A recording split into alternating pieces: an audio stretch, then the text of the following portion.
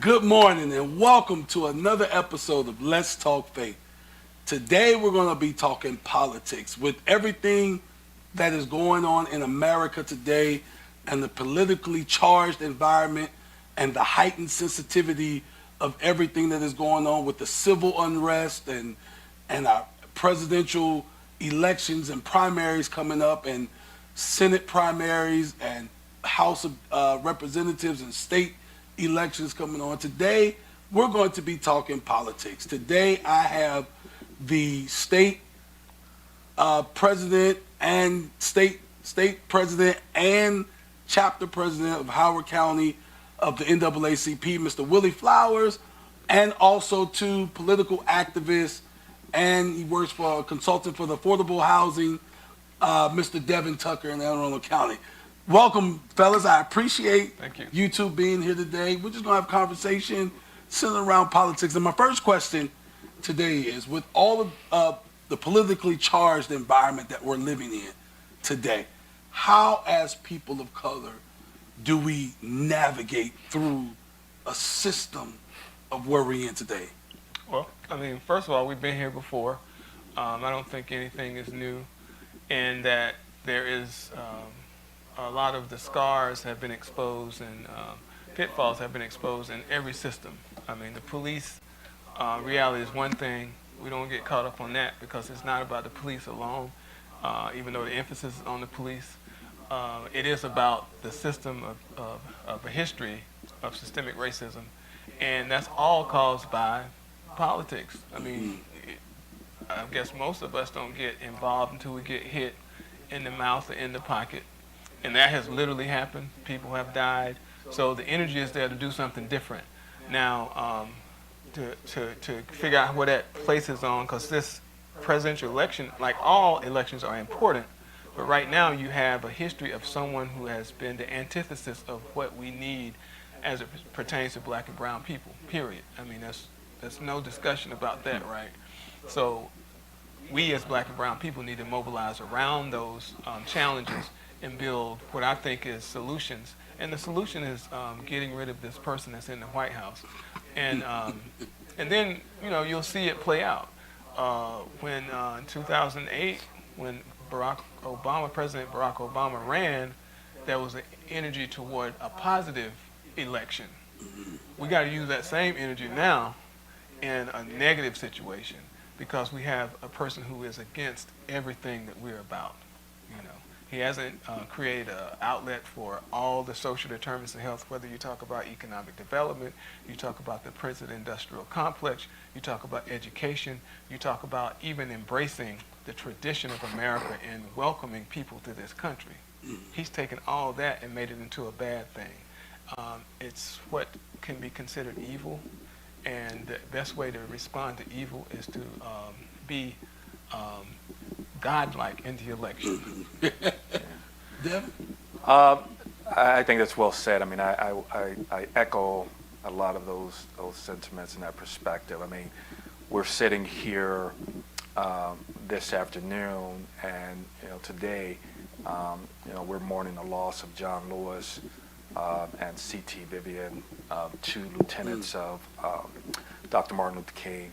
And it's kind of almost like the baton is being passed. I mean, it's, and I think that's kind of how we have to look at this moment, that John Lewis and C.T. Vivian were two guys involved in the original Black Lives Matter struggle.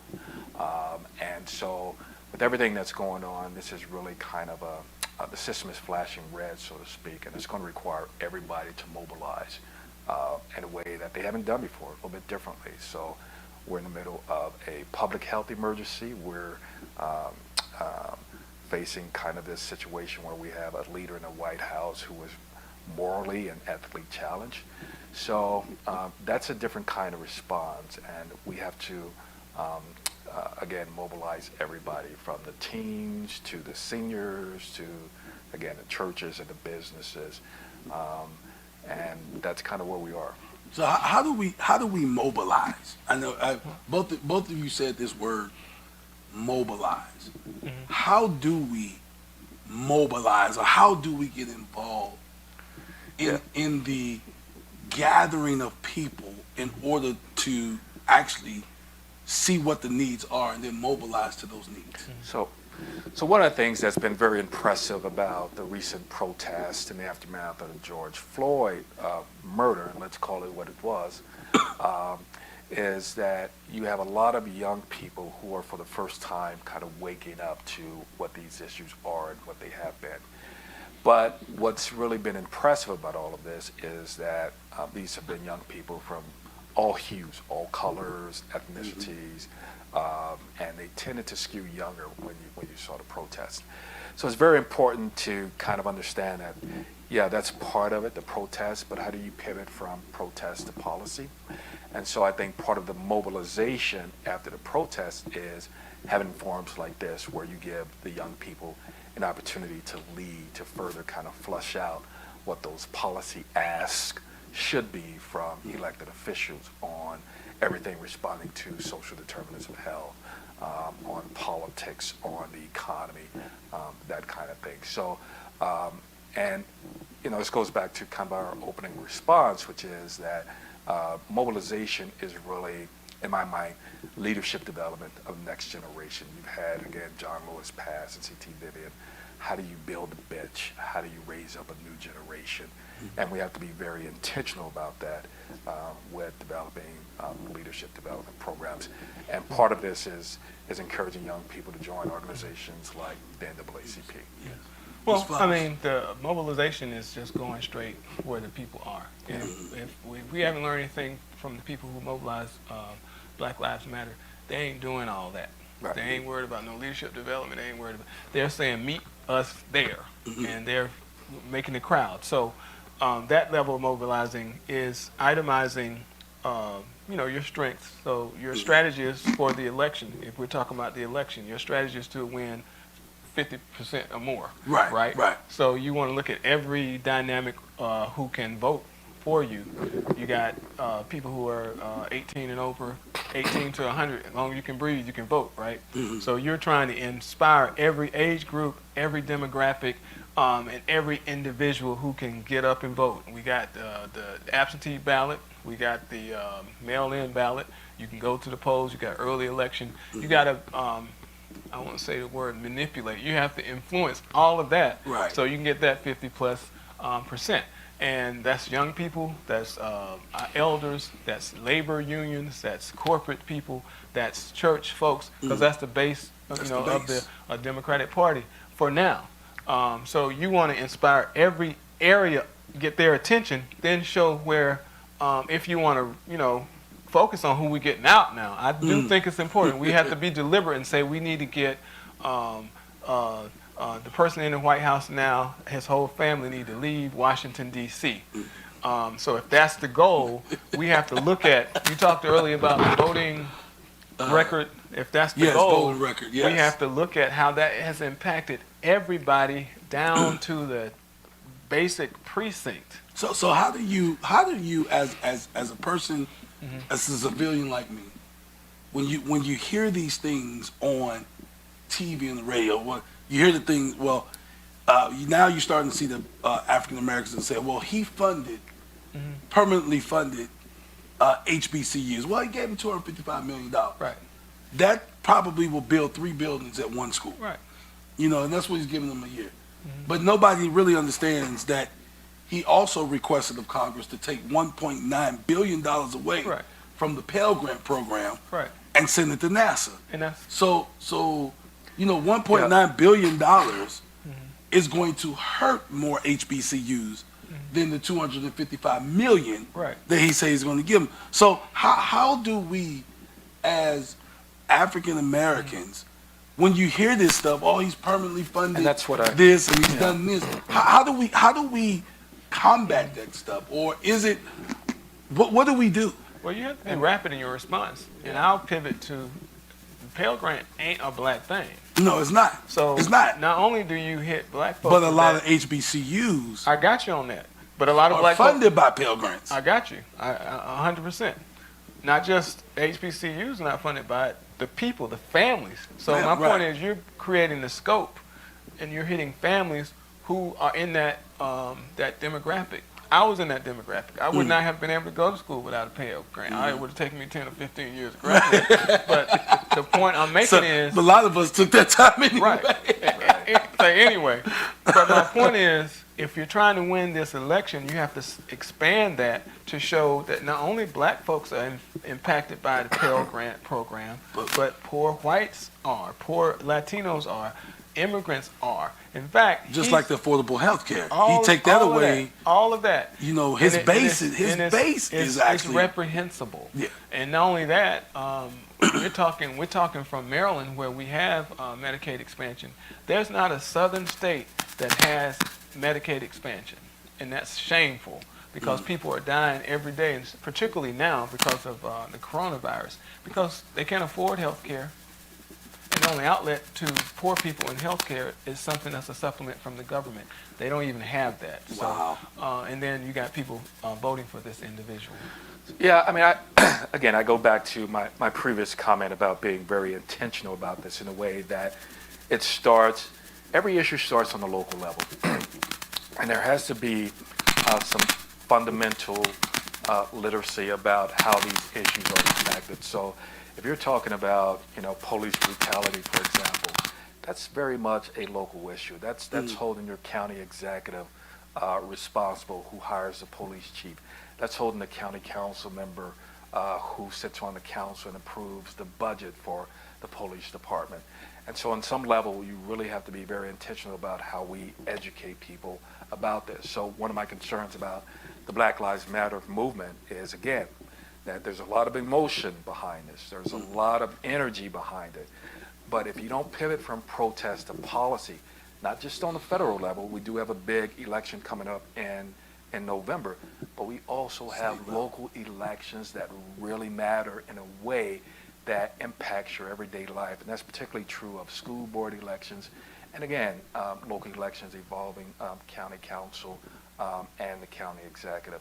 So again, how do you engage people in a way that, yes, we're mindful of this federal election, of getting rid of Trump. We all agree that's task number one. But after that, we have to get rid of people who have no business being on the school board, people who have no reason being on a General Assembly. Because, and I'm talking about Democrats too, yes. A lot of bad Democrats out there. And so that's really kind of where... What do you mean by bad Democrats? And I've noticed this too, that there are people who run as a Democrat, but they actually, when they get the office, they vote Republican. Well, I or mean... they vote down some social in Anne Arundel County, for example, one of the most glaring examples of this, and I've been very vocal about this, is in District 32, we have a delegate, Mark Chain. Mark Chain was the leader of the Republican Central Committee. He was a top aide to John Leopold, who was the now disgraced county executive of Anne Arundel County. He got caught in this issue and had to leave office. And so Mark, to win the seat, changed party registration to become, quote, a Democrat in name only. He gets in there in his first term, he voted against every major piece of civil rights legislation that was under consideration in the General Assembly. That's what I'm talking about, educating people on local issues and state issues that matter. Yes, the federal government matters, the Pell Grant matters, but there's a lot of stuff happening locally and state that we have to make sure that we get people up to speed on. Well, the other piece is what has happened in the last 30 or 40 years is that we moved to this period as opposed to, like right now, we're mourning the death of John Lewis, Representative John Lewis, who actually was from the same county where I went to school. He's from Troy, Alabama. I went to Troy University. And when John Lewis walks in the room, people stood up. Because of what? We knew what he did at Evans Pettis Bridge. We knew what he did with SNCC. We knew all of this, so we were inspired by that. Over the last 30 or 40 years, we have allowed marketing and politics to take our leaders out of the community and just show up. And if they can raise money, if they can design a campaign, then they can get elected. Build a slate. And so we don't send them. They are bought off by whoever paid for them in their campaign. So we got to stop that. we got to really go back to, it ain't about going back to, we have to identify and look at people who are doing work in the community, because if we embrace them, when they get in there, you're not going to have this problem, because I don't know the history of this gentleman you're talking about, but he's not the only one. Right. And, Right. And so you got, you know, developers who are lining their pockets. You got corporations that are lining their pockets. In this state, the hospital systems are significant to campaigns. All these things before us, and you've never seen a significant agenda for us and the pain that people in our communities are taking. And I'll give you an example of what has already happened in the last, I guess, 10 years. When we talk about medical marijuana, when we talk about the gambling legislation, each time these elected officials would pass this legislation, they didn't have the creativity to say, we need to put black folks in this on the front end. And so they come out on the back end complaining about not having a balance of minority vendors in gambling. And then the same thing we had with the cannabis. It went from marijuana to cannabis or whatever you call it.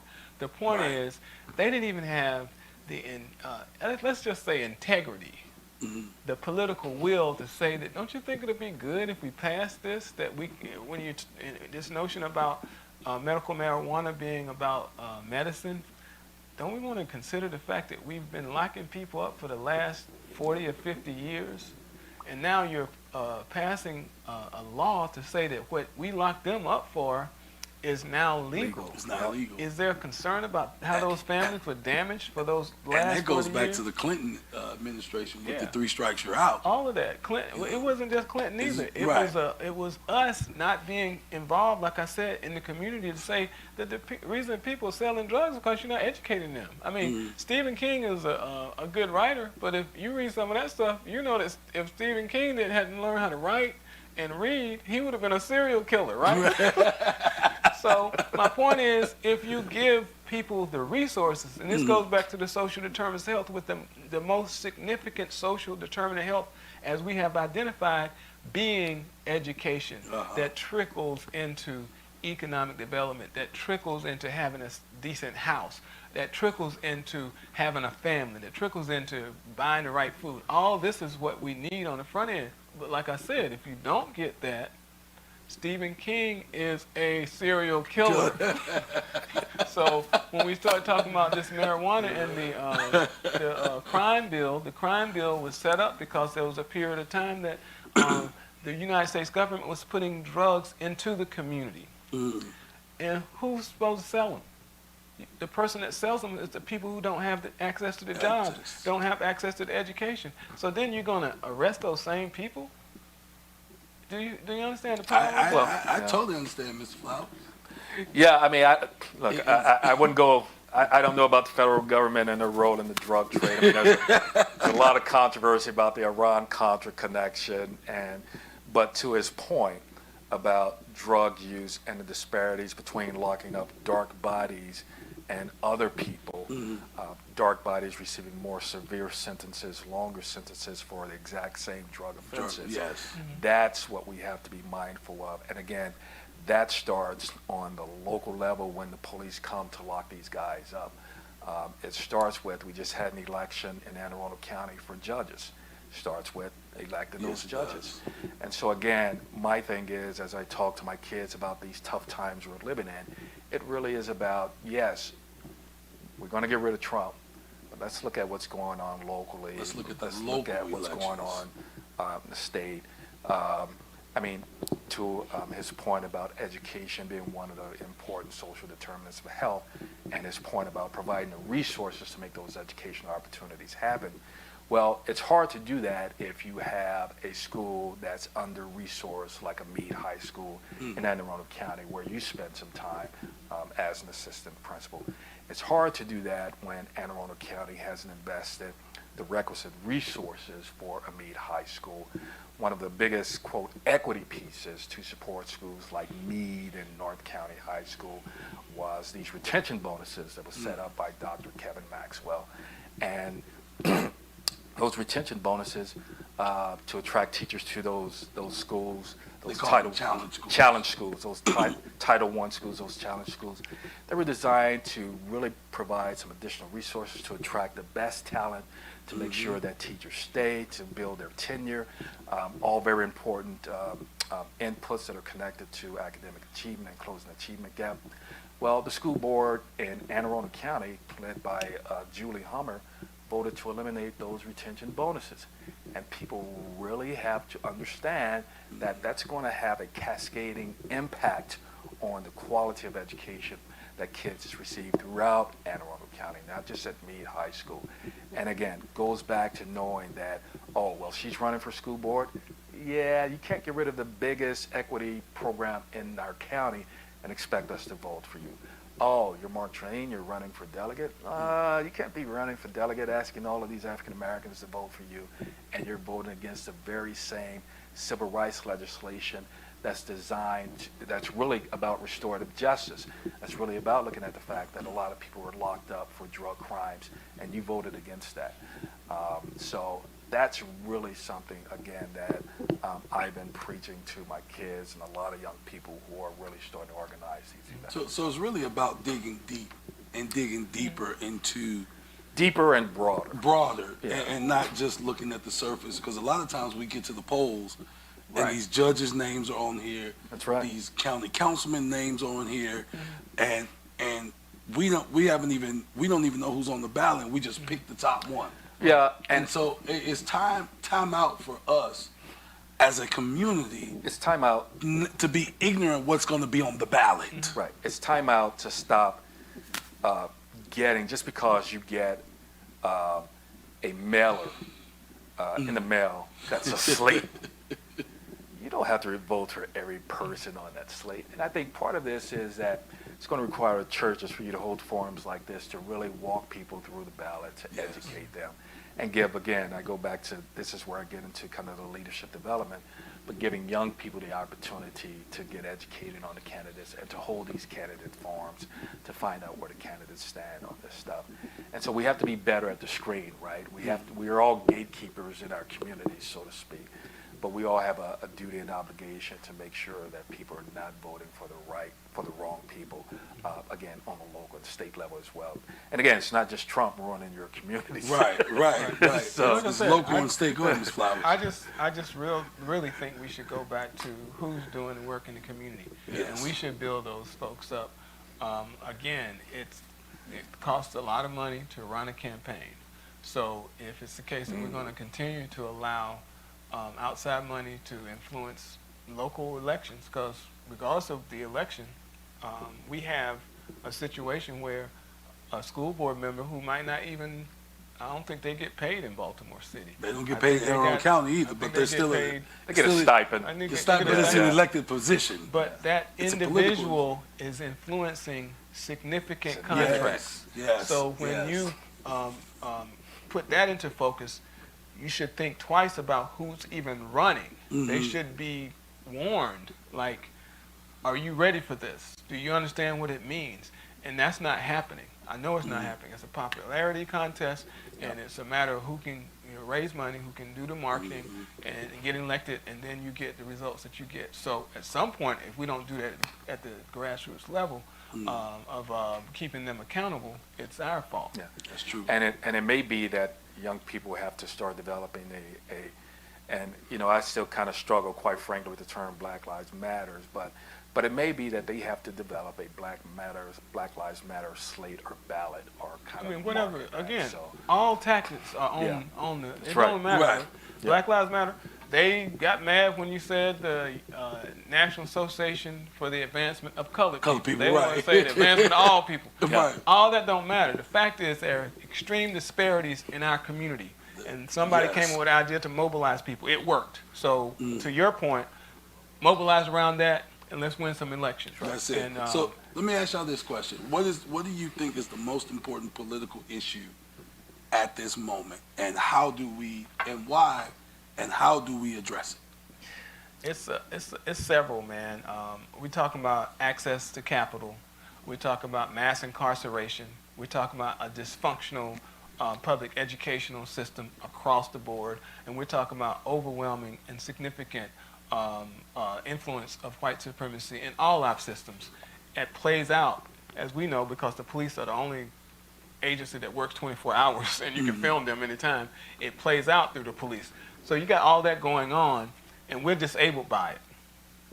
You know, you feel Explain me? that. Explain We're that. disabled by it Disabled by because of, you mentioned the 1994 crime bill. The target is on black men with that crime bill. Right. So the target, when you do the 1994 crime bill, you empower the police. It was the police, and like I said, we see the police 24 hours. We don't see the prosecutors 24 hours. They were empowered too, and the judges were empowered. Or like in New York, the stop and frisk. All of that. All of that. Those are just tactics used because the police have been empowered, and everybody was on the fear thing, and New York played out their role. But then you have a massive new industry called the prison industrial complex from all of that. And those people are paying for these candidates and all this stuff so they can stay in power. So it's all a part of it. So all of that is are our challenges, but at the center of it, white supremacy and systemic racism influences all of it. So it's on us to challenge that, and you know, I bid congratulations to Black Lives Matter and anybody who's been involved with that movement, because they put it in the front. They took advantage of an opportunity to raise awareness about police brutality, but it's opening conversations about everything about else. race, because you have the NAACP ready to say that we've been doing the work on the back end. This is the policy stuff that you're talking about, and we haven't stopped. So hopefully all these lines can merge so that we can be stronger moving forward. What do you think is the most important? I think COVID is the most important issue because, you know, it really goes back fundamentally to health and all the disparities we're talking about. We're seeing kind of the disparities in what I would say are very graphic terms.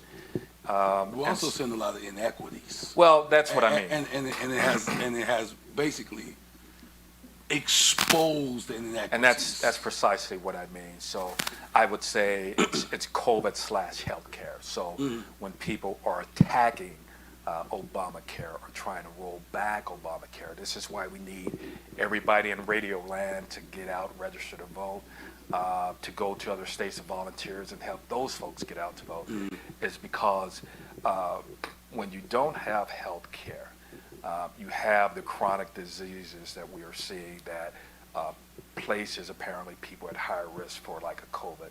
And so that's the diabetes, that's the high blood pressure and everything else. And so one of the things that we're going to have to do as we kind of walk through this COVID issue is really be mindful of how we continue to make the case for more investments in healthcare programs like Obamacare. We're fortunate here in Maryland, for the most part, we've had kind of the resources we need to support healthcare for everybody. But as he was just saying earlier in the conversation, southern states like Virginia, of all places, have opted out of kind of Medicaid and Medicare and those supplemental programs. So I think, again, it's really healthcare. If your brother is watching, he'll get that. But that's really what we have to be mindful of the next couple of months. Everybody taking care of themselves, looking out for their neighbors, but long term, it's the policy. So we have about 2 minutes left. So I'm gonna give each one of you a minute. If you had to speak to a crowded room. 2 minutes left. We supposed to be on the 1 hour special. What's going on? If you had 10,000 people in front of you, and you had to give them 30 seconds of what's important, what to do, and a charge, leaving this conversation, what would you say? I'll start with Mr. Flowers and I'll go Mr. Tucker. We have to continue to connect everything we do to economic development. With respect to what he said about COVID, the reality, and it's going to come out, that COVID numbers are high among poor people. These health disparities are high among poor people. So if you are in a situation where you have some legacy wealth, you can make better decisions about how you position yourself, how you are covered, your stress level, all that plays into who is dying from COVID-19. So I think that the call to action is to always connect what we do to economic development for your family and your family's future. My charge would be, this has kind of been a theme for me during this conversation, is for every young people to continue to do what you're doing. And particularly today, to reflect on the lives of people like John Lewis and C.T. Vivian, both of whom suffered some atrocities for this fight towards freedom. But to really understand, speaking to young people, that this is your moment. John Lewis was in his 20s. Martin Luther King was in his 20s. All of these guys were very young people, and they changed the world. And that's my charge, is really to kind of reflect on their contribution, and not only reflect on it, but to take the baton from them and run fast, run fiercely, bigger, broader. You heard it here, ladies and gentlemen. Thank you for being on the show today. Thank you, Devin Tucker, Mr. Willie Flowers. Thank y'all so much. I think this was a very rich conversation. And remember, don't forget to exercise your right to vote. It is so important. That is the only day in America where everyone has equal say, is on election day. So please, please, please, check out the candidates, find out what their voting history is, look them up, do your research, and then make an educated decision at the polls in June, July, August, September, wherever your primaries are, and in November when the election comes. Please do your homework. But if I have to say something, please, please, please exercise your right to vote. We can change the world, but we can change the world one vote at a time. Thank you. God bless you. And thank you for listening to Let's Talk Faith Politics. Thank you for having us. Thank you. Thank you.